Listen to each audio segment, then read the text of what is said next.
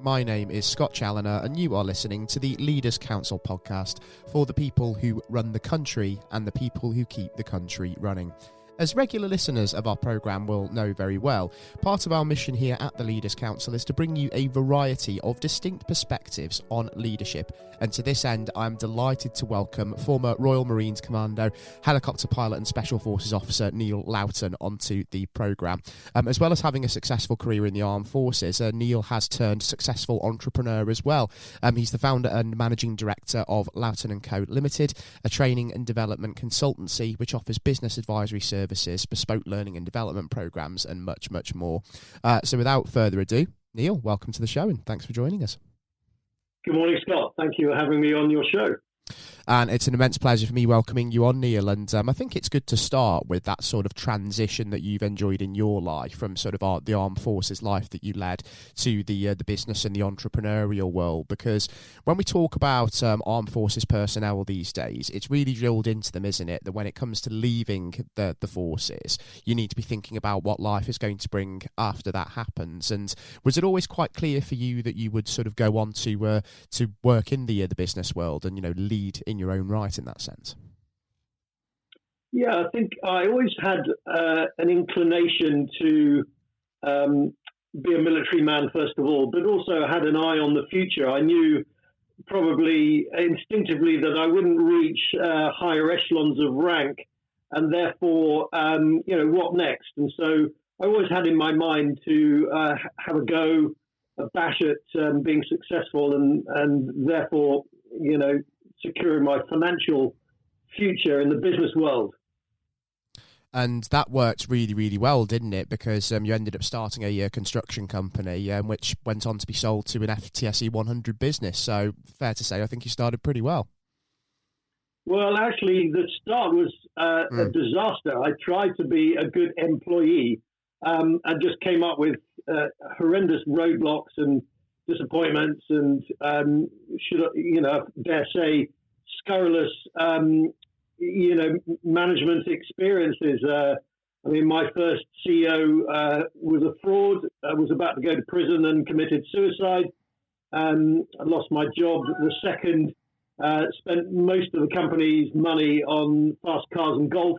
I was made redundant and the company went down. And then the third and final attempt at being a good employee was at a construction company. I thought we were doing pretty well until I was made redundant, summarily dismissed for no apparent reason, only to discover a few years later that the boss wanted his best mate to have my job, or his best mate wanted my job, and so that was that. And, therefore I was forced down the line of an entrepreneurship experience. And I thought, well, I'm going to back myself. Nobody else is going to give me a decent job for any length of time. I'll set out on the entrepreneurial road and pretty much set up in direct competition to that third and last boss. Yeah, fantastic. It's incredible how things work, isn't it? And we've obviously talked about kind of the fact that, you stepped out of military life and there are some sort of applicable lessons, I suppose, to take into sort of your entrepreneurial career. But is it the negative experiences that you had in the business world as well that have sort of helped mould you into the leader you are today as well, would you say? Well, I would actually reverse it. I would say it's the positive experiences of my military career and experiences in the Royal Marines and Special Forces that enabled me to be positive, have the confidence and the self-belief that one could make a success of one's own business and set up a company, build it, and ultimately, as you say, get it sold to a FTSE 100, only because they made an offer that I couldn't refuse. Yeah, absolutely. And having done that, you've now sort of started your own sort of business advisory consultancy, and you're now sort of helping other businesses kind of take that journey to growth, aren't you? And just as we sort of move on to that side of things, are there any kind of hallmarks of a successful entrepreneur that enters that sort of, scale up growth phase that you feel are important for anybody who is looking to successfully grow a business to the point where it's ready to be sold on or it's ready to make the move into that next level? I think I would probably say, some of the values of military experience. So, for example, the Royal Marine Commando spirit and ethos are things like courage and determination, selflessness, and I like the last one. It's kind of cheerfulness in the face of adversity. And then, of course, the Special Air Service regimental values are the never-ending pursuit of excellence, self-discipline, humility, and humor. And I think any aspiring CEO, founder of a company, company director, entrepreneur, if you follow some of those principles, you're not going to go far wrong. Mm. And other principles that you can follow as well, and ones that certainly underpin the work that you do, as I understand, Neil, are the VISTA approach, aren't they? VISTA, and that's vision, innovation, strategy, team, and attitude. Just how do they tie into sort of being a successful leader and being a successful business? Yeah, so I did a little bit of keynote speaking, and I use VISTA as a visual way to explain to people what I think are the 5 really key important principles of success in any walk of life, whether it's business or running an expedition, which is one of my passions. But like you say, vision is about, what is it that you're aspiring to? What's your goal? And I think in a business context, it's really important to make sure that you're really clear on your vision, your goal at each stage and the level of growth. And that could be once every 6 months, every year or a couple of years, really understanding and making sure that the team that work with you knows what that vision is and what they're aspiring to. Very important. Secondly, innovation. What can you bring to the party that's different from the competition? How can you get competitive advantage? And, it could just small things like how you go about your networking or your sales acquisition. I remember in that third employee job, it's a pretty competitive marketplace. But what nobody else was doing was my sales and marketing strategy was very simple. Every Tuesday and Thursday evening, 5:30, I had prearranged with all the influencers out there in the marketplace. Project managers, architects, developers, etc. And we would have a wine and cheese presentation. Just 15 minutes explaining the benefits of my business, our business, and then asking, telling people what we were looking for, and that literally quadrupled the order book. Strategy, you've got to have a plan. What's it? Warren Buffett said, "An idiot with a plan will beat a genius without a plan every day." You've got to have a roadmap of where you're going, what your strategies are, and everyone needs to know what that is. Team is really important, of course. Very few people can do it on their own, like Richard Branson. You need good people around you. And I think one of the things I've learned, if you look at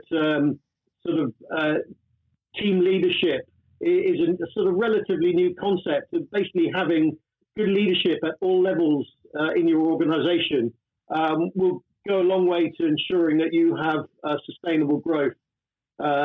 And finally, attitude. There's nothing beats a good, positive, determined attitude, and some of those values I mentioned earlier that the military and special forces aspire to. And just as an example, it took me 2 goes to climb Mount Everest. It took me 2 goes to get the world's highest black tie dinner party on Everest. And after a failure this year to get the world record for the highest bike ride in the world, it'll probably take me 2 or 3 goes to attempt and succeed in the highest bike ride. And that's why attitude is so important, isn't it? Because I suppose we can't enjoy and sort of taste success without sort of having the knockbacks, having the failures. And I suppose we have to almost embrace failure in a sense, don't we? And use it as a means of developing, because it is part and parcel of life and of working in the business world, isn't it? 100%. And actually, what I've learned over my long period of learning in the business world and military and on expeditions is actually failure can give you the blueprint to huge growth and success. Look, I'll give you an example. I don't know, 15 years ago, when I was running OPL, my construction business, we were doing okay. We were sort of 15 million turnover business, making good margins, good profit.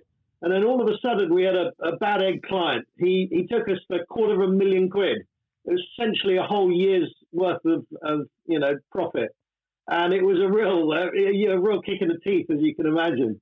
But I had a good think about it, didn't panic. We just about were scraping by, but it was tough. And a few days later, maybe a week later, having really thought about it, I addressed the whole company.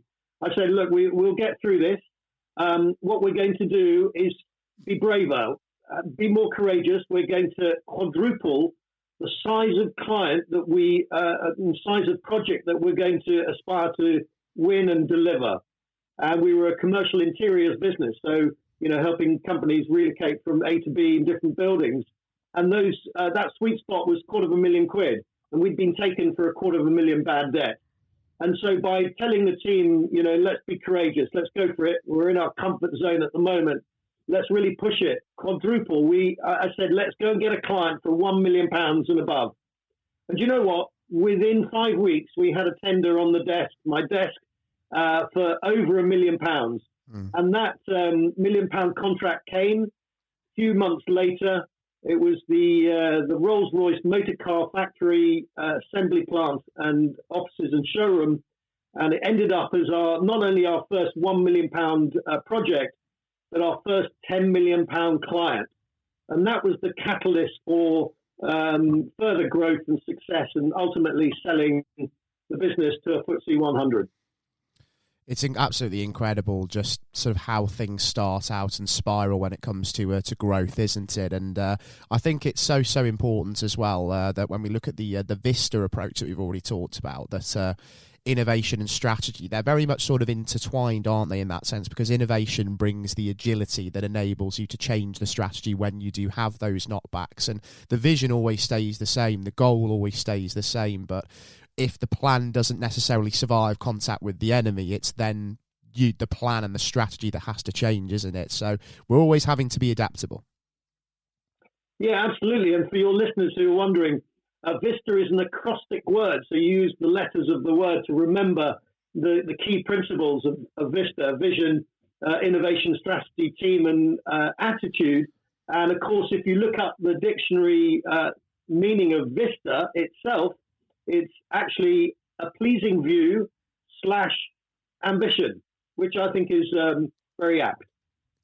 It certainly is. Ambition is so very important. And I think as well, I mean, just to sort of send a message out there to any young entrepreneurs that are tuning into this, I suppose it may be tempting to look at the current economic outlook and think, oh, well, maybe now isn't necessarily the best time to go out and try and start a business in an economic downturn. But actually, it's probably one of the better times to do it, isn't it? Because your competition's going to be limited. And if you've got the ambition, you can be successful. And some of the best businesses out there are sprung out of times of economic hardship. Yeah, and especially if you're addressing a problem in society or in business and in the wider world, then there's no better time than to launch a business in hard times.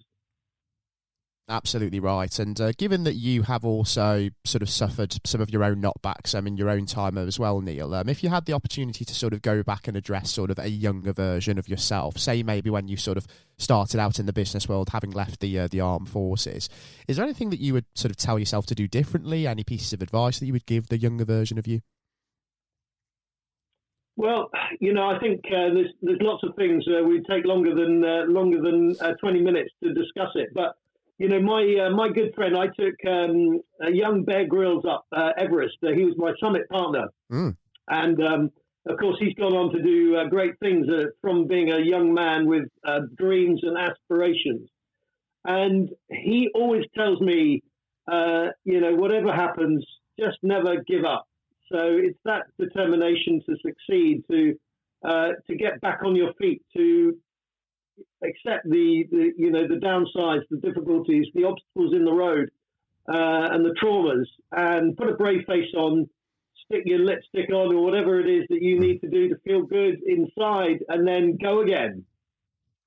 That's exactly right, isn't it? Feeling good is so very important, and I think certainly since the pandemic, haven't we? We've kind of understood the real value of well-being, certainly from the leadership perspective. I think the temptation is that as leaders we can work ourselves down to the bone and sort of look after the well-being of those around us, but it's also knowing to kind of take that step back as and when we need to, and understanding that, you know, you need to feel good to be at your most productive. So even at the top, you know, your well-being, your mental health has to be in that good place.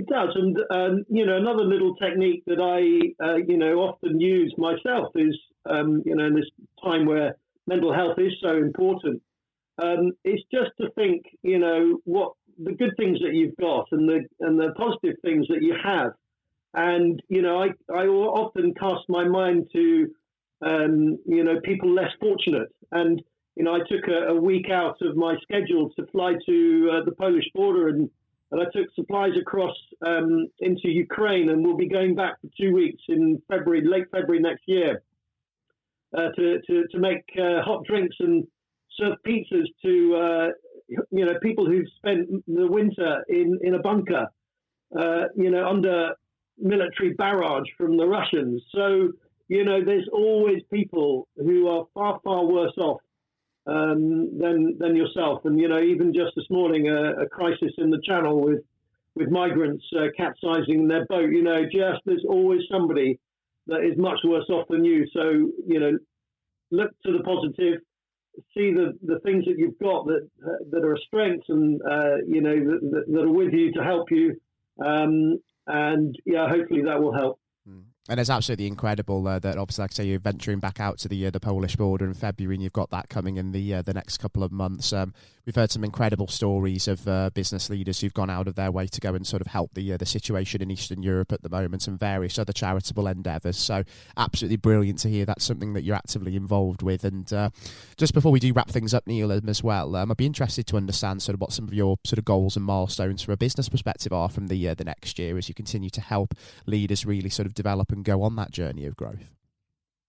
Yeah, so I run a leadership peer group. It's called the Business Support Group, and it it does what it says on the tin. Once a month, my 30-odd members, all CEOs, company directors, and entrepreneurs, we meet near me in the country in Sussex, and we have literally a day just helping each other, supporting each other, learning. We have a guest speaker and a nice lunch, and you know, it's just a great opportunity, I think, for those business leaders who, you know, we're all up against the fire at the moment, just to take some time out to do the old, strategic thinking, working on your business rather than in your business. So I'll be progressing that and growing it slightly to a slightly larger group next year. I've also launched a new business, very exciting. We're trying to launch floating homes, quality luxury 3,000 square foot, 3-bedroom floating homes to the market. So I'm getting back into the construction industry and sector with that. And of course, finally, personally, don't forget, it's important to have, follow your passions and your the things that you love and enjoy in life as well as work. And so I've got some amazing trips lined up next year to Ukraine, making pizzas on near the front line. Then to an overland trip to Namibia and Botswana. Then I'll take the family on a nice trip to the US and Honduras, and then finally that second attempt at the world's highest bike ride in Nepal. So it's important to make sure that as well as working hard, you also enjoy and play hard. Fantastic. And I was about to say there, just before you mentioned the second attempt at the world's highest bike ride, let's hope that a few more records can be broken along the way. And best of luck as well in venturing back into the construction industry. It all sounds incredibly exciting. And for the listeners as well, do indeed go and check out Neil's Business Support Group. There's some fantastic stuff going on there. Certainly is worth doing. And just to remind you as well that if you do have a question for Neil that you'd like us to pass on to him, or you want to leave a comment or your own perspective on what we've discussed today, then you are able to reach out to us via leaderscouncil.co.uk/contact-us, or you can even apply to be on the programme yourself and bring your perspective directly to our discussion table, and that would be via leaderscouncil.co.uk/apply if you wanted to do that. For now, it has been an immense pleasure welcoming Neil Laughton onto today's programme, and it's been brilliant, Neil, hearing your perspective on leadership, talking all about Vista and your incredible ambitions for the next year. And it would be fantastic even to maybe even welcome you back onto the show in future and catch up and just see how it's all coming together for you, because there's so much there that you're hoping to accomplish. And yeah, best of luck with all of it. Thank you, Scott. It's been great talking to you. Likewise, and to everybody listening into today's programme, I've been your host, Scott Challoner, as usual, on today's episode of the Leaders Council podcast. And until next time, we will be back with a whole new perspective on leadership and current affairs. Please do take care, and goodbye.